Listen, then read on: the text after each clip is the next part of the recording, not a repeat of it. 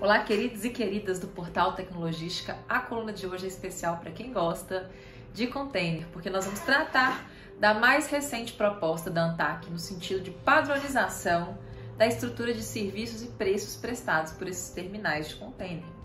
Essa é uma resolução muito importante, ela promete equilibrar uma tensão entre os interesses dos usuários e a vedação de práticas abusivas que prejudicam os usuários que têm carga containerizada e os respectivos terminais arrendados ou autorizados que trabalham com esse tipo de carga. Aqui a gente vai tentar estabelecer uma harmonização, uma regulação que seja subsidiária, que seja proporcional, que não invada a liberdade econômica dessas atividades privadas. Difícil para danar, tão difícil que essa regulamentação ela foi judicializada, a gente teve um refazimento da análise de impacto regulatório e aqui existe uma tentativa de harmonização no sentido de ampliar a transparência. Essa, inclusive, é uma das recomendações que foi recentemente feita em um estudo da International Transport Forum. É um estudo bem interessante que ele mapeia esse mercado de container e fala que, sobretudo quando a gente fala de sobretaxas, que são as mais polêmicas, a gente pode, através de um incremento de transparência do regulador, induzido pelo regulador, evitar litigiosidade, porque a gente vai evitar arbitrariedade, né? A transparência ela convida as partes a atuarem em boa fé, a abrirem informações relevantes para uma tomada de decisão menos assimétrica, em termos informacionais. Então, acho que esse é o principal espírito por trás dessa resolução, né? Ela, conforme a própria análise de impacto regulatório da ANTAQ destaca, ela tem três grandes bases, assim, três eixos centrais. O primeiro é que ela faz uma adoção referencial de uma estrutura de preços com grupos de serviços básicos ali, que recebem rúbricas nessa própria resolução, como se fosse quase uma taxonomia. Dá ao agente, portanto, uma liberdade de escolher, né, opcional, se ele vai ou não fazer a estruturação dos seus preços vigentes de acordo com essa estrutura. O controle por parte da ANTAQ ele continua, né, apresentado 30 dias antes da vigência da tabela apresentada à ANTAQ, que faz esse acompanhamento, né, não é uma autorização propriamente dita.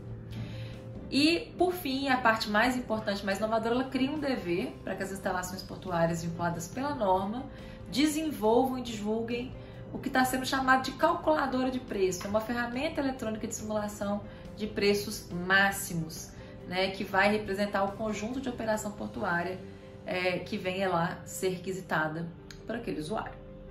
Então, a coluna de hoje eu vou falar um pouquinho desses pilares, né? De um lado, como que surgiu esse movimento em torno da padronização dos serviços e como que a calculadora foi uma solução muito inteligente para harmonizar os dois lados dessa história. Em termos da rubrica e proposta de padronização, a gente sabe que isso surge por uma pressão, né, uma determinação do TCU, que convocou a ANTAQ para que elaborasse e divulgasse uma relação de serviços prestados. Qual que era o objetivo dessa pressão que o TCU fez? O TCU considerou, né, na opinião dele, tô falando que eu concordo não, hein? Considerou que isso minimizaria a ocorrência de prática abusiva a partir do fomento da transparência, porque aí eu teria uma separação clara do que é um serviço inerente, acessório, complementar, essencial, sendo prestado ali por aquele terminal de container. Essa nomenclatura já foi muito criticada por alguns players, né, por alguns terminais, consideram que ela traz aí um rancinho de serviço público para um serviço que é privado, mas moral da história, por conta dessa determinação do TCU, houve sim uma padronização de nomes em 4 blocos, né, de serviços, e eles são categorizados em anexo da norma e são os chamados serviços inerentes, complementares, acessórios e diversos, de acordo ou não com a exclusividade, com a obrigatoriedade, né, e eles são ali classificados pela agência. Quando a gente olha lá na análise de impacto regulatório dessa norma, fica muito claro que a ANTAQ considera essa relação não vinculativa. É um tipo de regulação por indução. Ela faz um benchmarking e a gente sabe que se a gente adere lá na operação ao benchmarking, o risco de questionamento, o risco de arbitramento, ele vai reduzir, porque tá claro ali, tá conforme uma norma referencial. Mas não significa que a empresa de logística, o terminal, esteja tolhido de desenvolver novos produtos até eventualmente de inovar de acordo com a necessidade de alguns clientes, né? Então, isso é claro na análise de impacto regulatório, não fica escrito da melhor forma, na minha opinião, na norma, mas depois a gente volta e fala disso.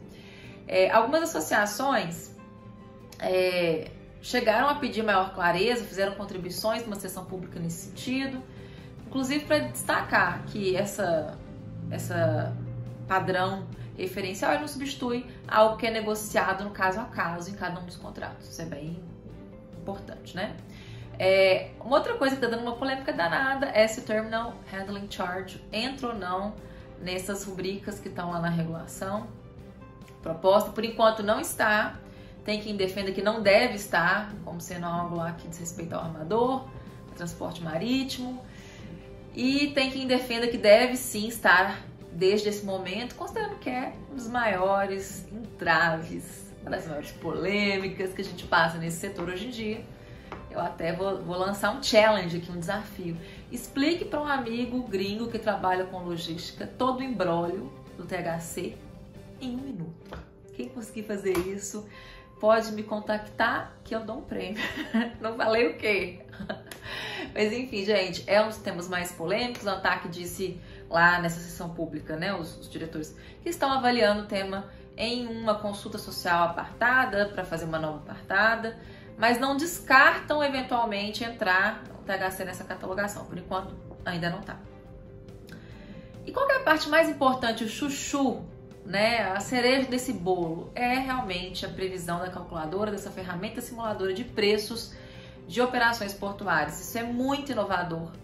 É uma proposta que não estava na primeira versão, na primeira audiência pública, e ela vai além porque ela traz um maior diálogo e transparência e rapidez. É poder na mão do usuário para que ele possa, né, num instante, em poucos cliques, comparar serviços de diversos terminais e decidir o que faz mais sentido para sua operação logística. Essa ferramenta ela tem que ter características mínimas, como por exemplo, fácil acesso, desenvolvimento com uma tecnologia web, ser responsivo, ser atualizado tempestivamente, ter lá a abrangência de todas as rubricas que constam na tabela de preços vigentes, condições comerciais, tributos, um guia de usuário, inclusive a possibilidade de ele imprimir essa tela, opção de uso sem rastreamento, para a gente evitar aí discriminações algorítmicas. Aí o pessoal da LGPD já vai entrar para dar vários conselhos aqui. Mas o que eu queria ressaltar dessa história toda, né? Quando a gente entra lá no texto da análise de impacto regulatório, eles vão destacar que isso aqui não é um duplo controle no mesmo objeto, que o core da regulação é essa calculadora, é essa ferramenta. E o regulado escolhe ou não se ele vai seguir o padrão referencial. Tem vantagens e desvantagens de seguir o padrão referencial, já falei algumas vantagens.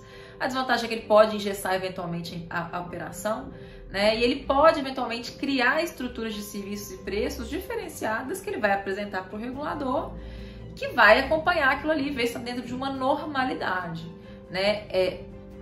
O padrão ele é um benchmark, inclusive para avaliar quão dissonante uma opção tá do benchmark e se existe alguma justificativa ou se tem alguma red flag de que aquilo ali não anda bem. É muito importante repetir o óbvio às vezes. Eu acho que não custa nada que a gente dê uma lustradinha final no texto dessa regulamentação aí, que ainda vai ser concluída pela ANTAQ, para deixar isso bem claro, né? Se na origem essa foi uma audiência pública que começou empurrando essa taxonomia, empurrando essa padronização como sendo algo vinculativo, engessando uma atividade privada, agora a gente tem mais espaço para o diálogo, mais espaço para compor soluções que sejam benéficas para a cadeia logística como um todo. Isso é um dos grandes desafios, um dos grandes méritos que a gente pode ter em uma regulação. Eu espero que tenha gostado. Comenta aqui se você tem alguma dúvida, se você tem algum palpite, alguma sugestão sobre essa regulamentação. E eu te vejo na nossa próxima coluna. Um abraço!